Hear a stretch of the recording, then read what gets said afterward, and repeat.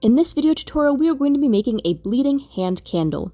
So let's go and get spooky, get our stuff together, and also make some crafts that are Halloween related. To make this candle, you are going to need a rubber glove. You are probably also going to need a couple of them because you might easily split some of the fingers while you are poking holes in it. Now take a toothpick, try to find the center of each and every finger, create a hole, poke it through, try to do this pretty slowly so you don't split the glove, and what you're going to go and do is take the toothpick out, take it out slowly, it's good to go, and take the finger, push it backwards, and then you're going to go and follow it up with a wick. I am using some pretty long wicks. You don't want to use short ones, use longer ones, because after this goes and settles, you're going to go and cut off any extra remainder that is just sticking out of the bottom.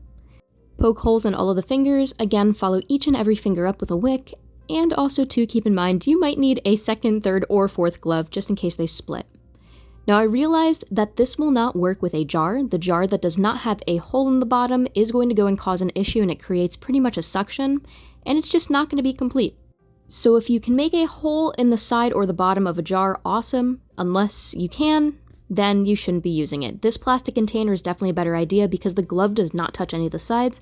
So here's my glove, and I'm just going to go and put it onto this container.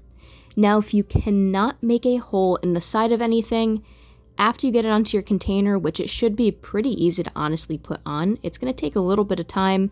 Try to center it. These gloves actually do stretch a lot. You'd be very surprised, but you still need to be pretty careful. If you can't make a hole, you can always poke holes in the sides. I don't recommend this, but whatever works, works.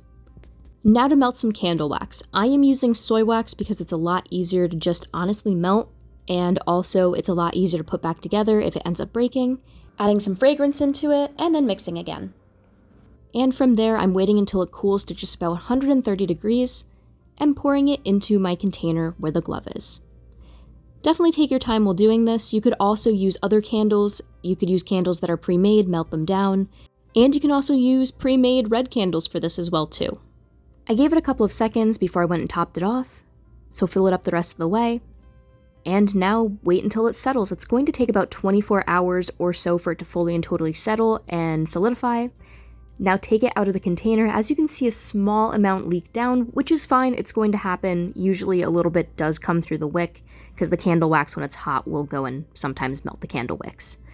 So after it's out, go and take the glove off very carefully. Again, because I'm using soy wax, there's a lot more room for me to kind of work with these if I do accidentally crack a finger or two, which I did, and it happens. Oh well, you can see this one's floating a little bit. So I'll fix it with a heat gun later. Now cut off the extra wick that is sticking off the bottom, and what we're going to go and do is heat up a butter knife. This butter knife is just a simple butter knife, no real big grooves or anything like that on it. You want one that's pretty flat. So go and heat this up, and after it's heated, now you're going to go and make lines all the way down from the palm of the hand to every single finger. These should be pretty deep and go to exactly where the wick is, if not a little bit further than where the wick is, and you do need to clear out extra wax from these.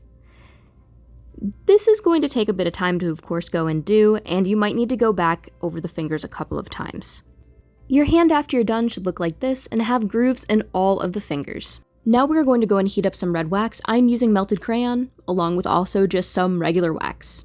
So after that's melted, go and pour it down every single one of the grooved lines that you made for the fingers. If you have any candle wax that accidentally gets onto the other side, that's actually more than fine because this candle wax is going to be dripping down the candle anyway, but you could also fix it with your heat gun. Now if you had any fingers that accidentally broke, use your heat gun, heat it up, and then press it back together.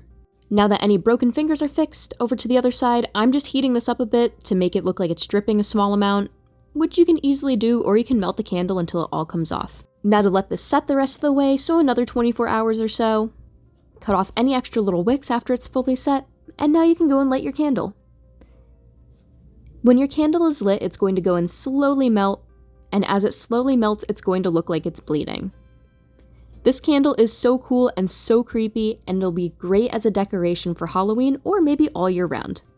Thank you all so much for watching. Make sure to like, comment, and subscribe. Have a great Halloween and happy almost spooky season.